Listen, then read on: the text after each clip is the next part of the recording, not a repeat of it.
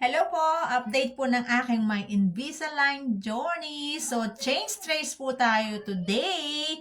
So, ito na po yung mga ngipin ko ngayon.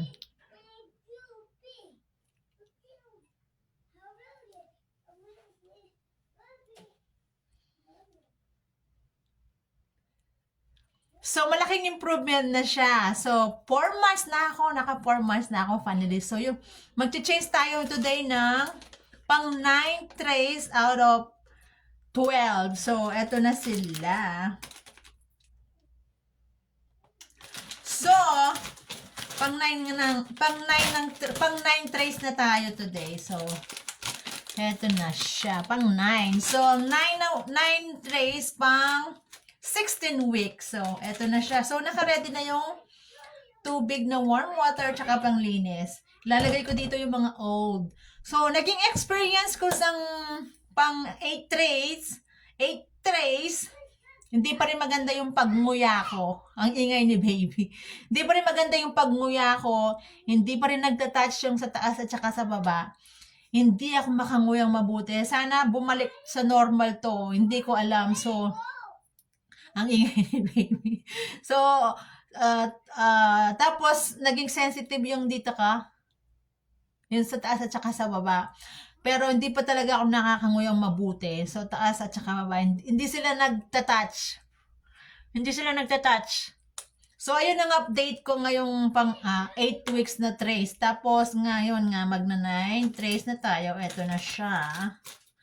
Kung may katanungan kayo, comment down below lang po. So, may gusto lang akong i-share. So, minsan nilalabag ko yung rules.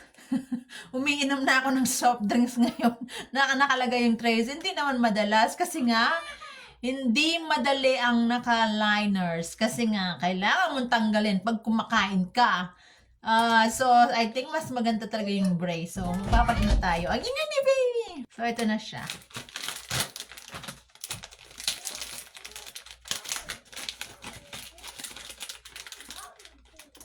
Alisin ko muna pala yung luma.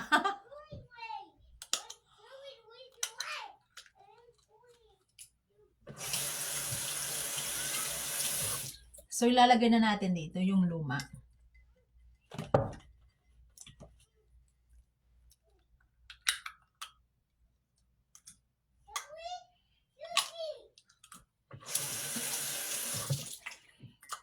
So, sinusunod ko yung oras. So, 22 hours talagang sinusuot ko sila or 22 hours and a half. So, 1 hour a half, 1 and 30 minutes ko lang ang ginagamit ko. Sabi nila 2 hours, pero 1 and a half hours ko lang silang inaalis. So, para ma-improve talaga silang mabilis. So, ito na sila. Ang nairahan na kang agad. Ewan ko ba? Ayun na sila. Ang laki ng improvement dito. So, ito na yung bago.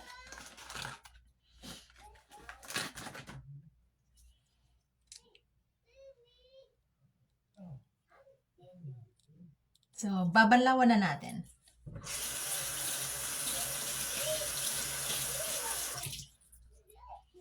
So, ito yung sa baba.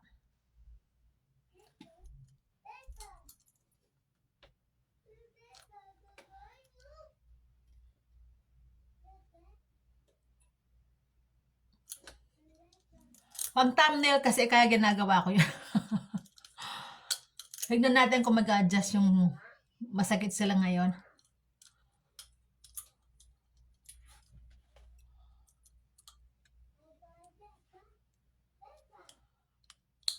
Ah. Ah. Ah.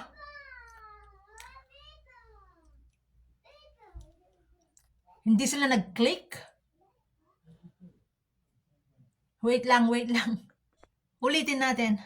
Parang iba sila.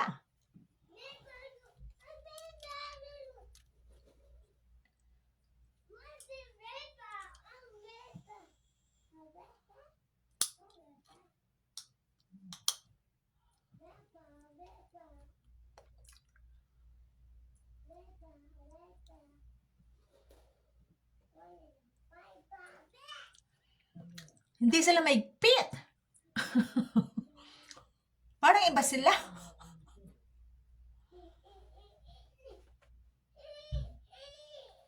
So, hindi sila masakit.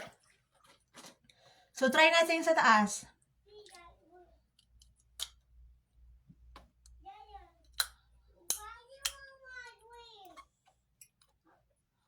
Ah,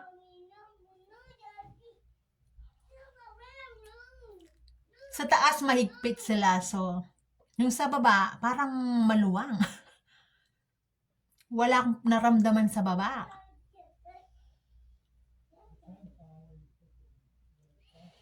So, ayun lang. Ang pang 9 trays. Medyo maigpit sa taas, sa baba, hindi masyadong masakit. Ayun. Ayun lang ang update ko ng change tray natin ng 9 trays. 16 weeks po. Naka 4 months na ako. So, sabi nila, 9 months. So, may 5 months na lang ako. So, may another set ako niyan by August. Ayun. Ayun lang po ang update ko ngayon ng may Invisalign. So, sa mga magpapa-Invisalign, good luck po. Para sa akin po, parang hindi ko kasi hindi, ang daming nagbago. Lalo yun sa pagkain, pag-inom, pagluluto. Ayan lang, salamat po.